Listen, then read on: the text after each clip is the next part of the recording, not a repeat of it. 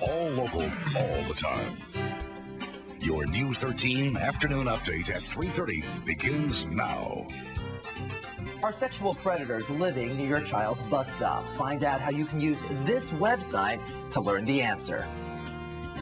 Parents caught up in the back-to-school frenzy often forget to have a heart-to-heart with their kids about an uncomfortable topic that could potentially protect their innocence. And that's a conversation about what to do when adults shows a special interest in them. As News 13's Ron Lee explains, there is a free website parents can go to find out just how close a sexual predator is to being a neighbor.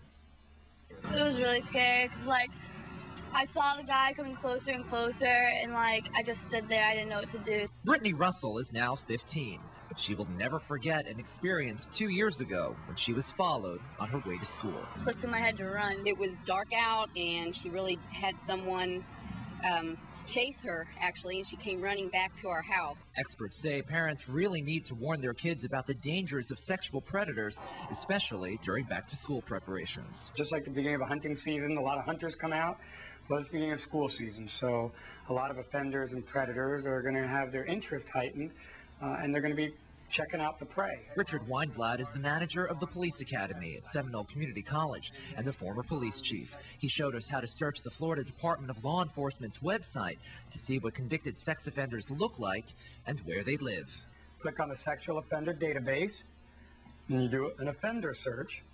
And you can look by the person's name under an offender search, or what most people would do is a neighborhood search, putting in the address of a bus stop or their address. This search brought up 160 sex offenders living in a 5-mile radius. Florida law says sex offenders cannot live near schools, but bus stops are not covered. This is Richard Weinblatt's 5-year-old son, Michael, and Weinblatt says he's already spoken to his son about what to do if a stranger approaches him.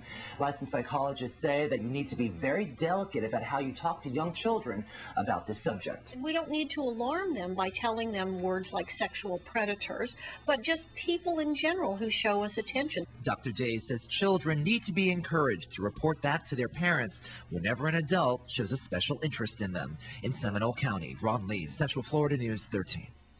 If you want to check out the sex offender database for yourself, we have a link to FDLE's website on our site. Just log on to cfnews13.com.